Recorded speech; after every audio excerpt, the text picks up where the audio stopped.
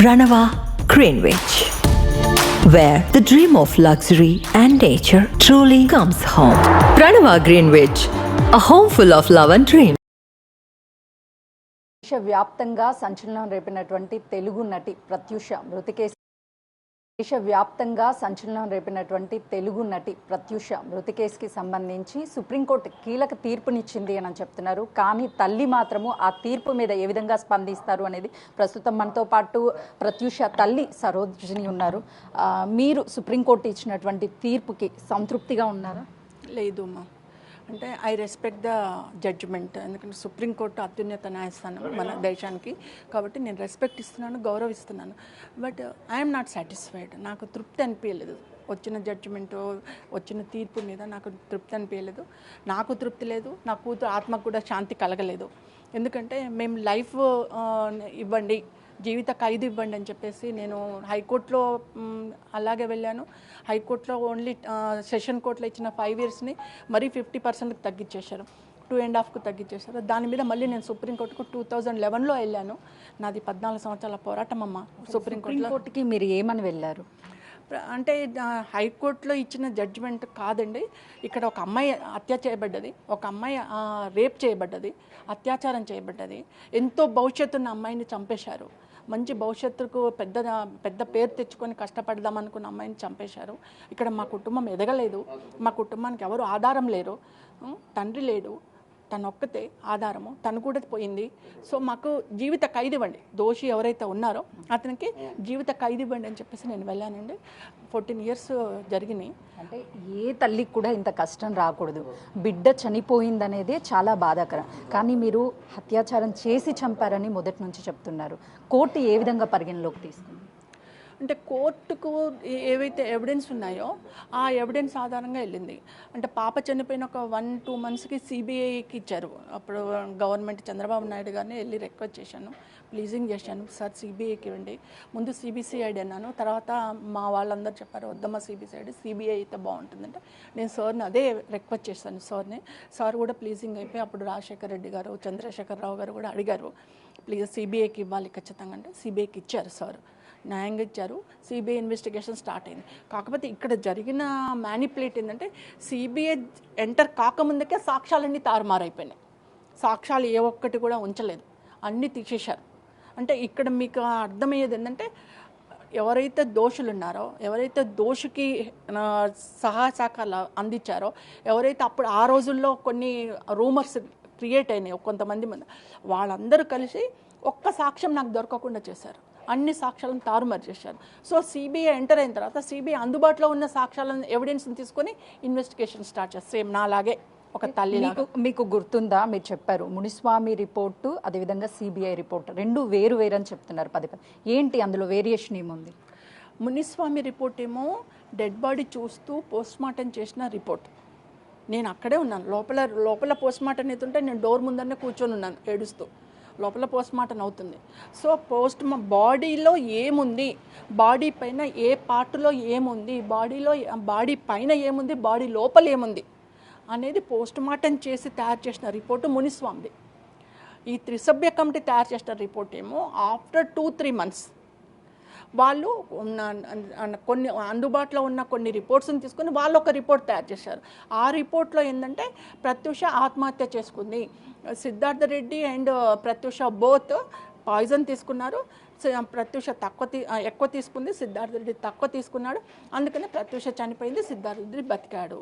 They are in love, ప్రేమించుకున్నారు కాబట్టి ఇద్దరు చచ్చిపోదాం అనుకున్నారు, సిద్ధార్థ రెడ్డి ఇంట్లో ఒప్పుకోవట్లేదు కాబట్టి చచ్చిపోదాం అనుకున్నారని ఒక స్టోరీ క్రియేట్ చేసి దాన్ని ఒక రిపోర్ట్గా తయారు చేసి ఇచ్చారు. బట్ నేను ఈరోజు అడుగుతున్నాను, అంటే నేను మునిస్వామి రిపోర్ట్ని ఎందుకు కన్సిడర్ చేయలేదు? అసలు మునిస్వామి రిపోర్ట్లో ఏముంది? అదే అంటున్నాను సార్, నేను లీగల్ ఎక్స్పర్ట్ని కాదు, అడ్వకేట్ని కాదు, ఒక స్కూల్ టీచర్ని. బట్ నేనేం చెప్తున్నానంటే ఎక్కడైనా పోలీసు వాళ్ళు ఛార్జ్షీట్ సబ్మిట్ చేసేటప్పుడు కోర్టులో సిబిఐ ఛార్జ్షీట్ సబ్మిట్ చేసేటప్పుడు కామన్గా అందరికీ తెలిసిన, సమాజంలో అందరికీ తెలిసింది ఏంటంటే పోస్ట్మార్టం రిపోర్ట్ను కౌంట్ చేసుకొని పోస్ట్మార్టం రిపోర్ట్ ఆధారంగా ఛార్జ్షీట్ సబ్మిట్ చేస్తారు. బట్ ప్రత్యూష కేసులో పోస్ట్మార్టం రిపోర్ట్ ఎందుకు కౌంట్ చేయలే? ఆయన మునిస్వామి క్లియర్గా ఇచ్చాడు, ప్రత్యూష తొడల మీద, ప్రత్యూష చెస్ట్ మీద, ప్రత్యూష కడుపు మీద ఒకరికంటే ఎక్కువ మంది విషయాలు ఉన్నాయి. ఘాట్లున్నాయి, చెస్ట్ మీద ఘాట్లున్నాయి, పొత్తి కడుపు మీద ఘాట్లున్నాయి, తొడల మీద ఘాట్లున్నాయి. మరి అవన్నీ ఎవరు చేశారు? ప్రత్యూష ఆత్మహత్య చేసుకుంటే గీక్కున్నదండి, చెస్ట్ మీద గీక్కుందా? అంటే రఫ్గా మాట్లాడాలంటే అవన్నీ మాట్లాడొచ్చండి. కొన్ని ఏంటంటే కొద్దిగా మనకు సభ్య సమాజంలో ఉన్నాం కాబట్టి కొద్దిగా మర్యాదగా మాట్లాడాల్సి వస్తుంది. కానీ నా మనసు కాలిపోతుంది. ఎందుకు మునిస్వామి రిపోర్ట్ అంతా క్లారిటీగా ఇచ్చిన తర్వాత సిబిఐ ఎందుకు ఇన్వాల్వ్ అయింది? సిబిఐ ఇన్వాల్వ్ అయిందండి. మరి ఏమైంది ఐ డోంట్ నో. బట్ త్రిసభ్య కమిటీ వచ్చేసింది. దీన్ని పక్కన పెట్టేసి త్రిసభ్య కమిటీ రిపోర్ట్ మాత్రమే సిబిఐ కౌంట్ చేసుకుంది. మునిస్వామి రిపోర్ట్ పక్కన పెట్టేసింది. బట్ తారుమారు చేయడానికి ఎవరైనా రాజకీయ నాయకుల ప్రమేయం ఉందని భావిస్తున్నారా? మేడం మీరు ఇక్కడే అర్థం చేసుకోవాలి మేడం. నాకు ఒక్క ఎవిడెన్స్ దొరకలేదు. ఆ రోజుల్లో నేను తిరుగుతూ ఉంటే నాకు బెదిరింపు కాల్స్ కూడా వచ్చినాయి. ఏమనంటే నీకున్న ఒక్క కొడుకుని చంపుకుంటావా? నీకు ఒకటే కొడుకు కదా, బిడ్డ పోయింది కదా, ఏమనుకుంటున్నావు నువ్వు? ఒక్క ఆడదాన్ని అక్కడిక్కడ తిరుగుతున్నావు, ఆ ఎవిడెన్స్ అంటావు, ఈ సాక్ష్యాలు అని చెప్పేసి తిరుగుతున్నావు, ఏమనుకుంటున్నావు? బెదిరింపు వచ్చింది. నేను ఫెడప్ అయిపోయి ఉన్నా మేడం. ఎందుకంటే భర్తను పోగొట్టుకొని ఫ్యామిలీని లీడ్ చేసిన, బిడ్డను పోగొట్టుకొని ఫ్యామిలీ లీడ్ చేస్తున్నా, ఫెడప్ అయిపోయినా చెప్పేసిన నేను.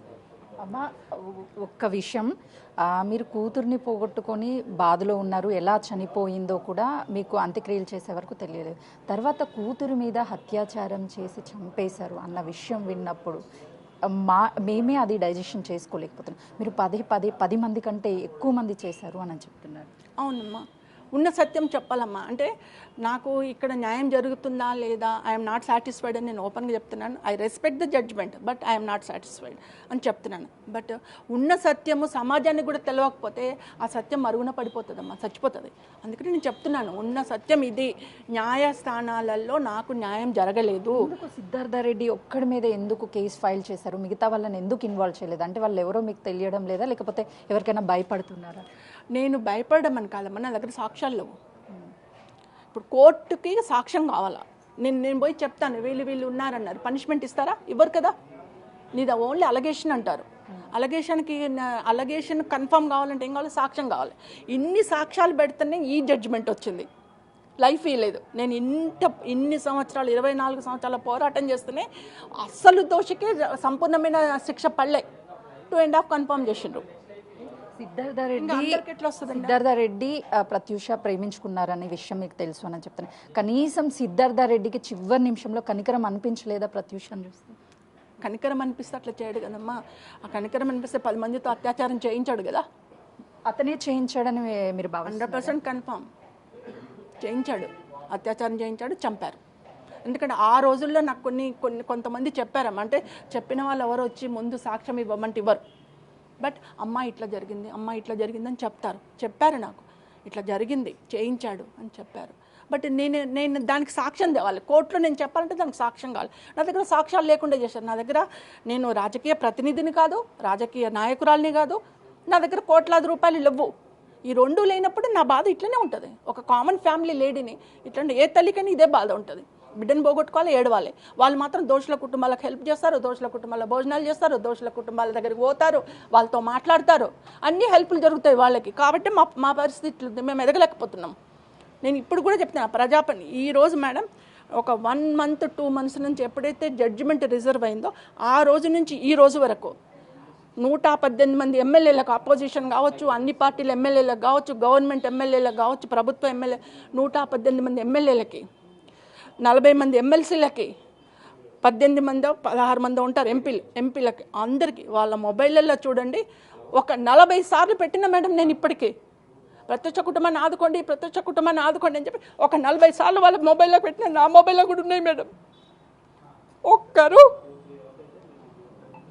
అడగండి మేడం, మీరు వాళ్ళని, మీరు మీ మీడియా వెళ్ళి అడగాలి, ఎందుకు ఆ కుటుంబాన్ని ఆదుకోవట్లేదు, ఆమె అంతా రిక్వెస్ట్ చేస్తుంది. ఒక్కలండి. లాస్ట్గా సీఎం రేవంత్ రెడ్డి గారు మొబైల్కి కూడా పెట్టిన మేడం, అపాయింట్మెంట్ ఇవ్వండి, నేను వచ్చి కలుస్తా. మీకు అనిపించిందా మీరు ఒక్కరే పోరాటం చేయడం? ఒక మహిళగా మీరు పెద్ద అయ్యారు, ఆల్రెడీ మీరు పెద్దవారైపోయారు, సో పిల్లల సపోర్ట్ లేకుండా ఈ విధంగా? నాకు సపోర్ట్ ఏమక్కర్లేదు మేడం. నేను నా బిడ్డ న్యాయం కోసం, ఎందుకంటే ఎవ్వరికి ఏ బాధ్యత లేకపోయినా కన్న తల్లి, నాకు నా కూతురు మీద బాధ్యత ఉంటుంది. అందుకే కొట్లాడినా నేను. నాకు నాకు నా జీవితం ఒక మిడిల్ క్లాస్ ఫ్యామిలీ అయినా నా బిడ్డకు న్యాయం చేయాలా, నేను తల్లిని, నా బాధ్యత, ఎవరికి బాధ్యత ఉన్నా లేకపోయినా అని చెప్పేసి నేను కొట్లాడినా. ఈరోజు అంతో ఇంతో సుప్రీంకోర్టు కొద్దిగా ఓదార్పుగా ఇచ్చింది, ఆన్ ది స్పాట్ సరెండర్ అన్నది. సో అది కొద్దిగా మాకు ఏమంటారు కన్నీటి తుడుపులాగా ఉంది. But I'm not satisfied. ఇంకా మంచి జీవిత ఖైదు పట్టుంటే ప్రత్యూష ఆత్మశాంతి కలిగేది మేడం. వాస్తవానికి మీరు ఎంత బాధపడుతున్నారో కామన్ పబ్లిక్ కూడా చాలామంది తనకి ఫ్యాన్స్ ఉన్నారు. ఆ టైంలో జరిగినప్పుడు చాలామంది బాధపడ్డారు. అంటే ఒక కుటుంబంలో అమ్మాయికి జరిగిన విధంగా ఈరోజు ఈ తీర్పుని మీరు కొంతవరకు సాటిస్ఫై అవుతున్నారు. అదేవిధంగా అందరూ కూడా ఇంకా మీరు అన్నట్టుగా జీవిత ఖైదు పడి ఉంటే బాగుండు అనుకుంటున్నారు. ఏం చెప్తారు? నాకు చాలా మెసేజ్లు వచ్చినాయి మేడం. చాలామంది వెల్ విషర్స్ కాల్ చేశారు. కొంతమంది సోషల్ నెట్వర్క్లు ఉన్న వాళ్ళు కూడా, ఎందుకంటే మాకు ట్రస్ట్ ఉంది కాబట్టి ట్రస్ట్ నెంబర్ తీసుకొని చాలామంది, అమ్మ మీకు తప్పకుండా న్యాయం జరుగుతుంది, అమ్మ మీకు తప్పకుండా ధైర్యం చెడకండి రాత్రి నుంచి నాకు కాల్స్ వస్తూనే ఉన్నాయి మేడం. బట్ నాకు సంబంధించిన మా ట్రస్ట్ స్టేయబులర్స్లు కానీ, నా స్టేయబులర్స్లు కానీ, మా ఫ్యామిలీ ఎవరు నాట్ సాటిస్ఫైడ్ మేడం. చెప్తున్నారు జీవిత ఖైదు పట్టుంటే బాగుండేది, ఒక అమ్మాయి పోయింది, మనకి ఇన్నేళ్ళ నుంచి కొట్లాడుతున్నాం మనకేంటిది ఇది, ఈ దౌర్భాగ్యం ఏంటిది, న్యాయస్థానాలు ఏంటిది, ఇంత తక్కువ పనిష్మెంట్ ఇవ్వడం ఏందని చెప్పి అడుగుతూనే ఉన్నారు మేడం. అంటే బెయిల్ మీద బయటకు వచ్చిన తర్వాత అంటే తనకి అసలు శిక్ష పడుతుందో పడదు అని చెప్పేసి అనుకున్నారు. అలాంటిది అట్లీస్ట్ 2 years అయినా పడిందంటే కొంతైనా నమ్మకం కలుగుతుందా? అదే అంటున్నాను కదా మేడం, మా ఫ్యామిలీకి ఒక కంటి తుడుపు చర్యలాగా వచ్చింది ఈ జడ్జిమెంట్. బట్ ఇంకా జీవిత ఖైదు పడి ఉంటే బాగుండేది. మేము ఇంకా జడ్జిమెంట్ కాపీ మొత్తం రాలేదు. మా అడ్వకేట్ గారు మార్నింగ్ జడ్జిమెంట్ అనౌన్స్ కాగానే కాల్ చేసి చెప్పారు, కొన్ని పాయింట్స్ చెప్పారు, ఈ విధంగా ఉంది మీరు మాట్లాడొచ్చు అని. మిగతాది ఏదైనా ఉంటే ఆఫ్టర్ జడ్జిమెంట్ కాపీ తీసుకున్నాక వీ కెన్ డిస్కస్ అని అన్నారు. ఇంకా అంతవరకు నేను నెక్స్ట్ డిసిషన్ ఏమి తీసుకోలేను మేడం. మా అడ్వకేట్ గారితో డిస్కస్ చేసిన తర్వాత నెక్స్ట్ డిస్కషన్ తీసుకుంటాను. సిద్ధార్థ రెడ్డి తను ఇద్దరు ప్రేమించుకొని ఎందుకు ఒకవేళ నిజంగానే విషయం తీసుకొని చనిపోవాలనుకున్నా కూడా ప్రత్యూష ఎందుకు చనిపోయిందని చెప్తున్నారు, సిద్ధార్థ రెడ్డి ఎందుకు చనిపోలేదని న్యాయవాదులు చెప్తున్నారు. సిద్ధార్థ వాళ్ళు ఒక స్టోరీ క్రియేట్ చేసింది కదా మేడం. ఇద్దరు లవ్ చేసుకున్నారు, వాళ్ళ ఇంట్లో ఒప్పుకోలేదు. సో నా ప్రత్యూష ఎక్కువ దాగింది విషయము, సిద్ధార్థ రెడ్డి తక్కువ దాగిండు. సిద్ధార్థ రెడ్డి ప్రత్యూషను తీసుకొని హాస్పిటల్కి పోయిండు. అక్కడ ప్రత్యూష ఎక్కువ తీసుకుంది కాబట్టి చనిపోయింది. షీఈ్ హీరోయిన్, కొద్దిగా వీక్ బాడీ కాబట్టి చనిపోయింది. ఆయన బతికి బయటపడ్డాడు. ఇది వాళ్ళు క్రియేట్ చేసిన story. I'm not agree that story. నేను అగ్రీ అవ్వట్లేదు ఆ స్టోరీకి. ప్రత్యూష అత్యాచారం చేయబడింది, ప్రత్యూష చంపబడింది, మర్డర్ చేయబడింది. ఇప్పటికి కూడా నేను అదే చెప్తున్నాను. ఫైనల్గా నేను ఒకటే డిసైడ్ అయిపోయాను, సుప్రీంకోర్టులో నెక్స్ట్ ఏం చేస్తాము ఏమన్నది మా అడ్వకేట్ డిస్కషన్ తర్వాత మేము డిసిషన్ తీసుకుంటాం. ఫైనల్గా ఎక్కడ ఈ మానవులు ఉన్న న్యాయస్థానాలలో న్యాయం జరగకపోయినా దేవుడి కోర్టులో ఈ ప్రత్యూష కేసులో ఇన్వాల్వ్ అయిన ప్రతి ఒక్కరు, చిన్న నుంచి పెద్ద ప్రతి ఒక్కరు కుక్క చావు చేస్తారు. మంచిగా చావరు వాళ్ళు, నవ్వుచి కుక్క చావాలి. నా బిడ్డ కాళ్ళ దగ్గరికి పోవాలి, వాళ్ళు తప్పకుండా పోతారు. పాప చూడకపోయినా నేను చూస్తా. ఇప్పుడున్న ప్రభుత్వాన్ని కూడా నేను రిక్వెస్ట్ చేస్తున్నా, ఇప్పటికైనా దయతోటి, సీఎం రేవంత్ రెడ్డి గారి దయతోటి, ప్రభుత్వం దయతోటి ప్రత్యూష కుటుంబాన్ని ఆదుకోండి. ప్రత్యూష కుటుంబం ఏం పాపం చేసింది, ఎందుకు పక్కన పెడుతున్నారు? మేము ఏం పాపం చేసినాం? బాధితులం, అన్యాయం అయిపోయినాం, మా కుటుంబం అన్యాయమైపోయింది, మమ్మల్ని ఆదుకోండి అని చెప్తున్నాను. సినిమా రంగం నుంచి మాకు ఎలాంటి సహాయ సహకారాలు అందలేదు. ఏ ప్రభుత్వం ఈ కేసుకి సంబంధించి అందరూ ప్రత్యూష కుటుంబానికి న్యాయం జరగాలని కామన్ పబ్లిక్ నుంచి తమ గలాన్ని వినిపించారు. ఎందుకు ఇండస్ట్రీలో అంతా ఫేమస్ అయినటువంటి తక్కువ టైంలోనే ప్రత్యూషకి సినీ ఇండస్ట్రీ ఎందుకు సపోర్ట్ చేయలేదు? స్టిల్ ఇప్పటికి కూడా చేస్తుంది ఏమన్నా? ఎవరు ఏం సహాయం చేయలేదు. పాప చనిపోయినప్పుడు అండి, 24 years కిందట పాప చనిపోయినప్పుడు నాగార్జున గారు పిలిపించుకున్నారు. అప్పుడు మా అసోసియేషన్ ప్రెసిడెంట్ నాగార్జున గారు కాల్ వచ్చింది, పోయినాను. అతను షూటింగ్లో ఉన్నారు, అన్నపూర్ణ స్టూడియోలో షూటింగ్లో ఉన్నారు. వెళ్ళి కూర్చున్నాను, బాధపడ్డారు, నేను బాధపడ్డాను, కళ్ళ నీళ్ళు పెట్టుకున్నారు. That's the end. ఇంకెవరు నన్ను పిలిపించలేదండి, ఎవరు పిల్లలేదు. అప్పుడు నాగార్జున గారు మా అసోసియేషన్ ప్రెసిడెంట్గా ఉన్నప్పుడు వెళ్ళి చంద్రబాబు నాయుడు గారికి ఒక పిటిషన్ ఇచ్చారు, ప్రత్యూషకు న్యాయం చేయండి. That's the end. ఇంతవరకు కూడా ప్రత్యూషను కానీ, ప్రత్యూష ఫ్యామిలీ కానీ, ప్రత్యూష అలా ఉందా, చచ్చిపోయిందా, బాబున్నాడా, ఏమైందా, అసలు ఆ కుటుంబం ఉందా లేదా, ఏమైపోయారు, ఎవ్వరూ పట్టించుకోలేదు madam.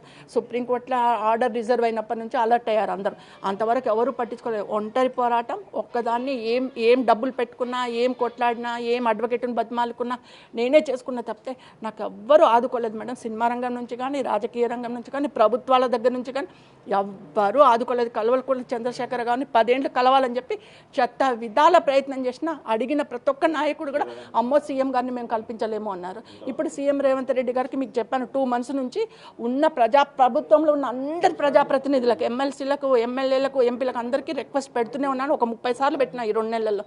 No body coming forward to alert. అంటే ప్రత్యూషకి ఫైనల్గా న్యాయం జరగాలి అంటే ఏం జరగాలనుకుంటున్నారు? ఇప్పుడు అండి మా కుటుంబాన్ని ఆదుకోవాలండి.